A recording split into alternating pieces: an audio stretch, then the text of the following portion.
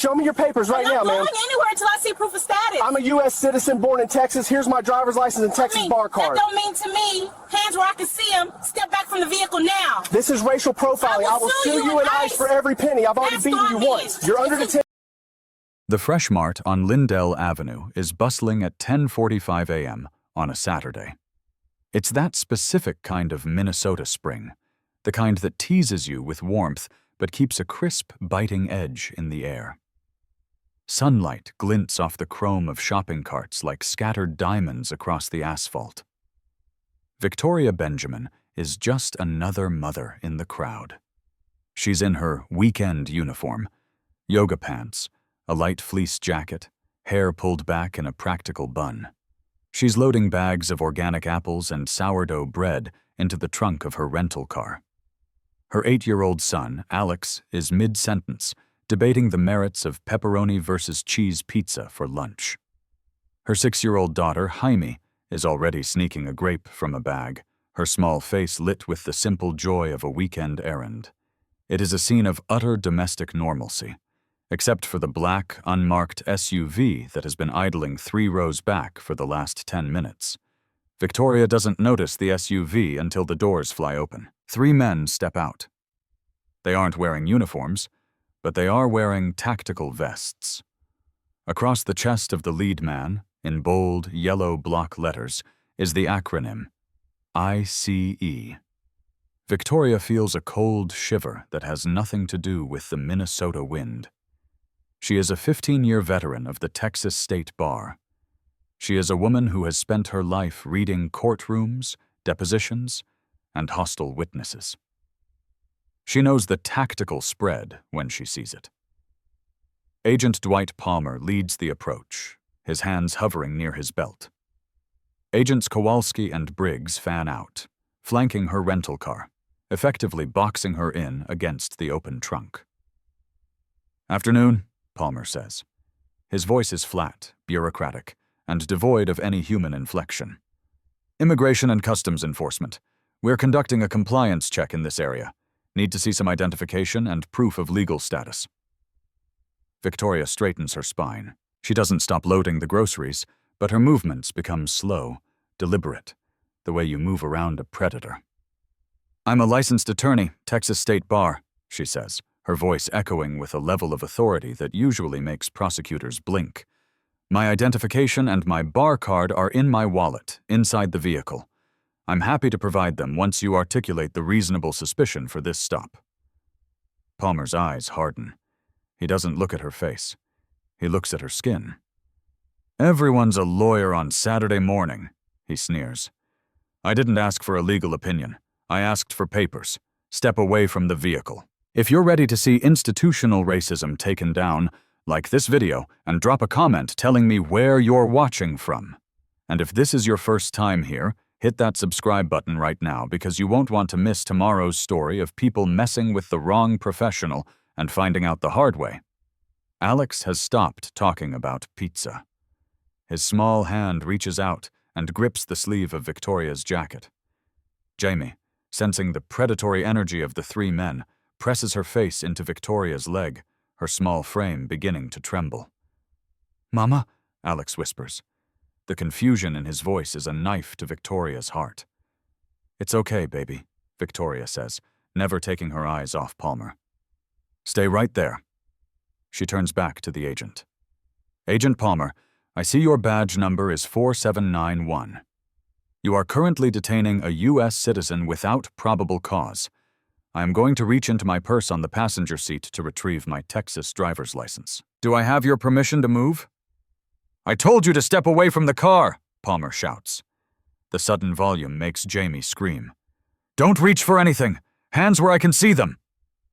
Kowalski moves to the passenger side, peering through the glass like he's looking for a hidden compartment. Briggs stands by the cart, cutting off Victoria's path back toward the store. The parking lot rhythm continues around them, families loading SUVs, teenagers laughing, but a few shoppers have stopped. A woman 2 rows over pulls out her phone and begins recording. Victoria raises her hands, palms flat. "I am complying. I am unarmed.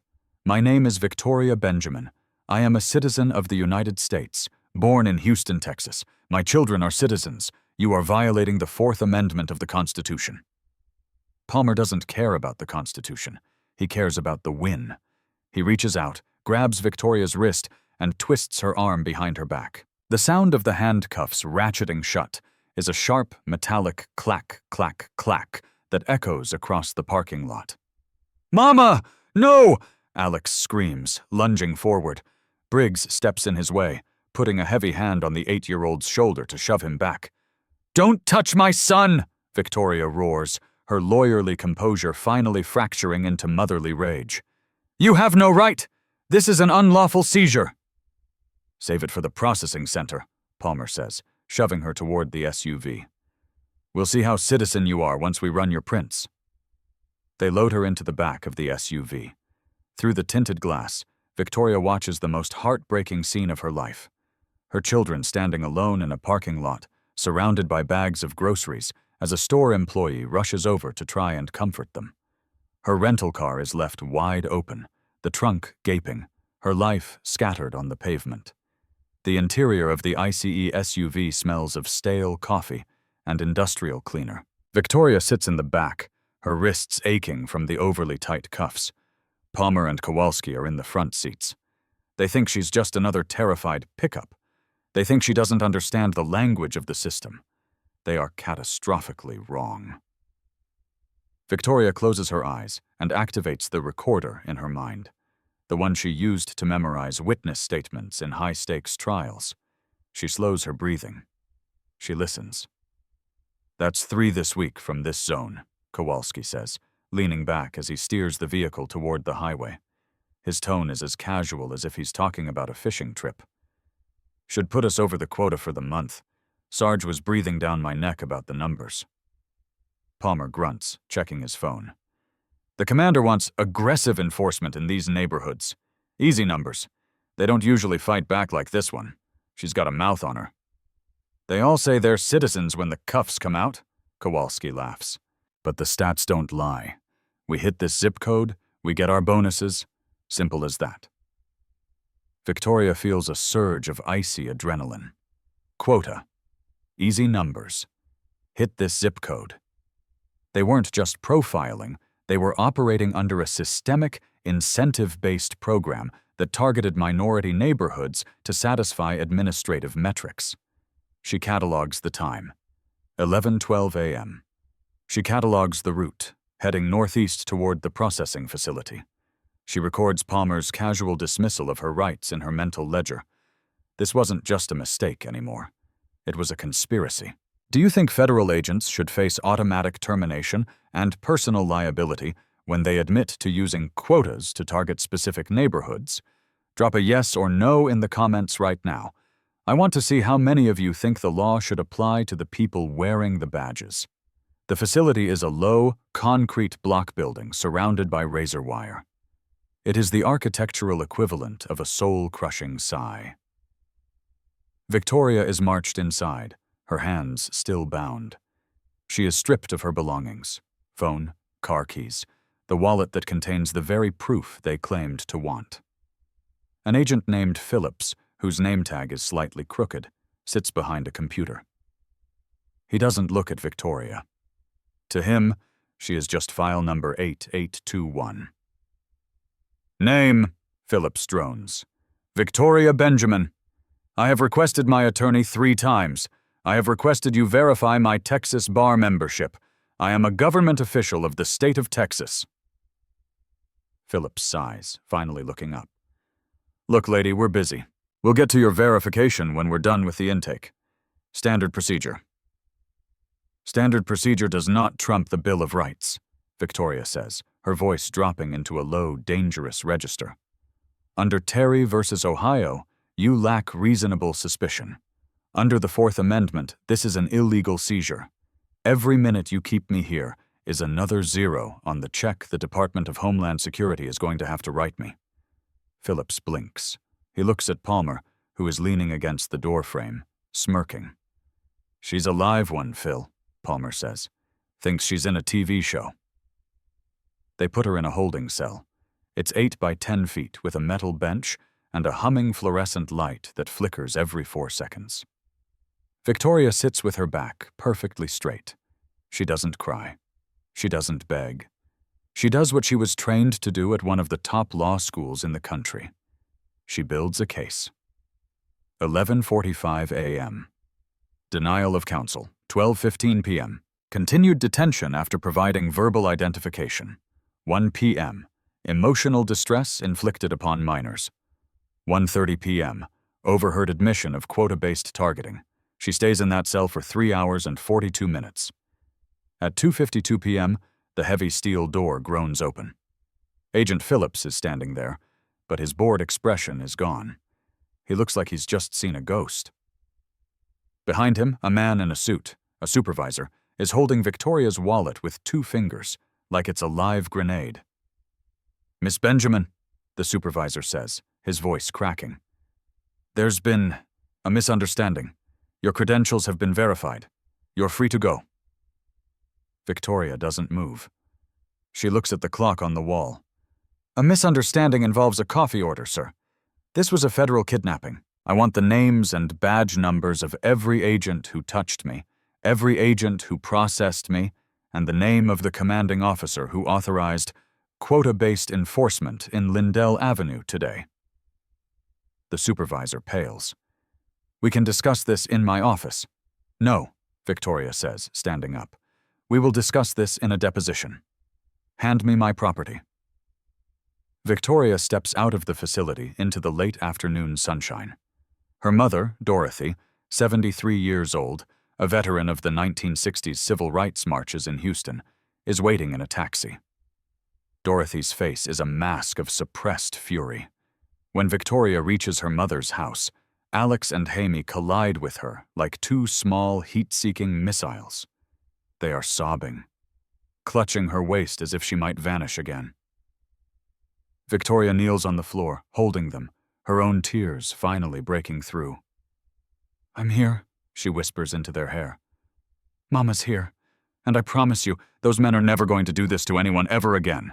That night, after the children finally fall asleep, clutching her hands even in their dreams, Victoria sits at her mother's dining room table. She opens a fresh legal pad. She writes down the quota conversation word for word. She downloads the bystander video from social media, which has already garnered 50,000 views. The government thought they had picked up a no-name target who would be too intimidated to fight. They didn't realize they had kidnapped a woman whose literal profession was dismantling people like them.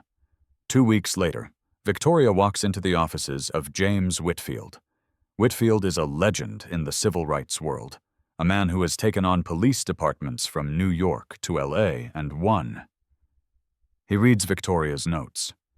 He watches the video of her children screaming as she's handcuffed. But when he gets to the part about the quota system, he stops. He takes off his glasses and looks at Victoria. "You heard them say the word quota directly. Agent Kowalski stated they were hitting a specific zip code for easy numbers to satisfy a monthly metric. Palmer confirmed it was authorized by the commander." Whitfield smiles. It's not a friendly smile. It's the smile of a shark that just smelled a gallon of blood. "Miss Benjamin, they didn't just violate your rights. They handed you the keys to the entire kingdom. We're not just going after these 3 agents, we're going after the entire regional enforcement policy." The lawsuit is filed 21 days later. Victoria Benjamin versus the United States of America et al. The charges: 1. Unlawful seizure, 4th Amendment. 2. Violation of equal protection, 14th Amendment. 3. Intentional infliction of emotional distress. 4. Denial of due process. The government's response is predictable. They try to bury it.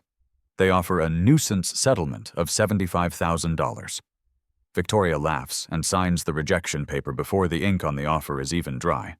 The offer jumps to $300,000. Then $1, $2 million, with a strict confidentiality agreement attached. "They want me to shut up," Victoria tells Whitfield. "They want to buy my silence so they can keep hitting those zip codes. Tell them to double the offer, then take that double, throw it in the trash, and I'll see them in court. I want their names in case law permanently." The Hennepin County Courthouse is packed on the first day of the trial. The gallery is filled with activists, law students, and the media. But in the front row sit two people who matter most: Alex and Wayme. Victoria wants them to see that when you are wronged, the law is your sword. The government's defense is led by a slick assistant U.S. attorney who tries to paint the agents as heroes making split-second decisions in a dangerous environment. "It was a grocery store parking lot," Whitfield says in his opening. "The only thing dangerous about it was the price of the organic honey. My client was loading sourdough bread when these men decided her skin color was a reasonable suspicion. Then comes the testimony. Agent Palmer takes the stand. He looks different in a suit, less powerful, more like a man who knows he's in trouble. Whitfield grills him for 4 hours. "Agent Palmer, did you verify Miss Benjamin's bar card when she offered it?" I felt she was being non-compliant." "Is being an attorney a sign of non-compliance?" "No."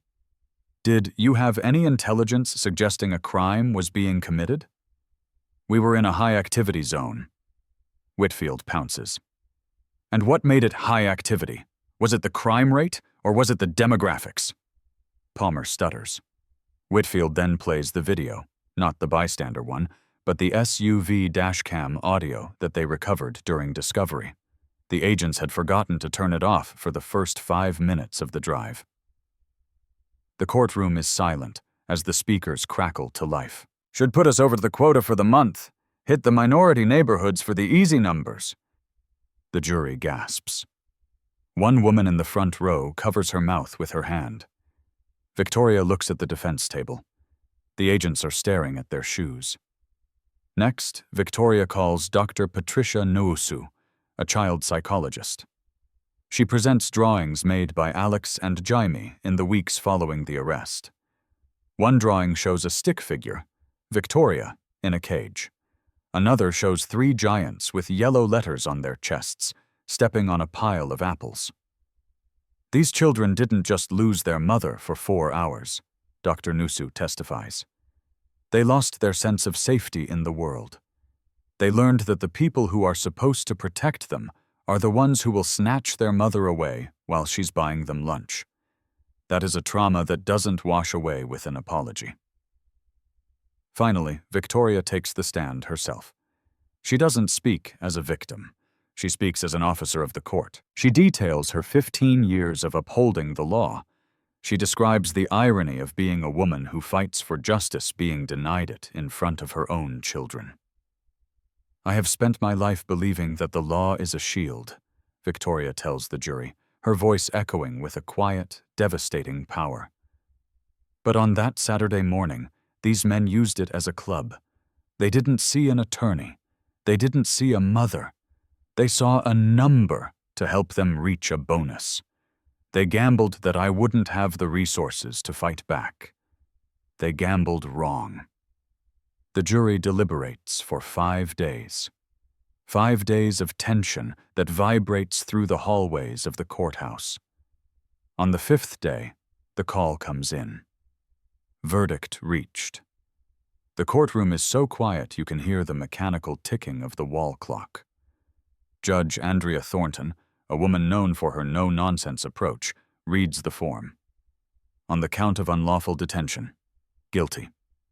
On the count of racial profiling, guilty. On the count of violation of the Fourth Amendment, guilty. The jury awards Victoria Benjamin $15.4 million in compensatory and punitive damages. It is one of the largest civil rights judgments in the history of the state. But the money isn't the victory. The victory comes 10 minutes later, when the judge issues a scathing 40-page opinion, officially striking down the regional ICE office's performance incentive program. The quota system is legally dismantled. Palmer, Kowalski, and Briggs are not just suspended, they are terminated from federal service and barred from ever holding a badge again. Victoria doesn't take the $15.4 million and disappear to a beach in Hawaii. She uses the funds to open Benjamin and Associates, the Center for Civil Rights Advocacy. She hires the best young legal minds in the country, first-generation graduates, immigrants, and survivors of systemic abuse. She becomes the woman the government fears most. Years later, Victoria pulls into a grocery store parking lot. Alex is now a teenager, tall and confident, talking about his college applications. Jaime is beside him, a brilliant student who wants to follow in her mother's footsteps. As they load the groceries, Victoria sees a local police car cruise slowly through the lot. The officer stops, looks at them, and then continues on his way. Victoria doesn't feel the shiver anymore, because she knows that near the entrance of that Fresh Mart on Lindell Avenue, there is now a small bronze plaque. It was placed there by the community. It says, "On this spot, a mother stood her ground. On this spot, the law was reclaimed. Witness injustice. Document truth. Demand accountability." Victoria closes the trunk of her car. She looks at her children, safe and strong. She thinks about the thousands of families who are now protected by the precedent she set.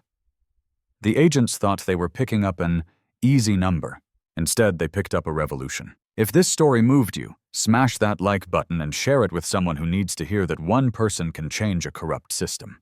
Subscribe and hit the bell so you don't miss tomorrow's story of a veteran who took on a corrupt HOA and won. Drop a comment. What part of Victoria's victory hit you the hardest? I read every single one.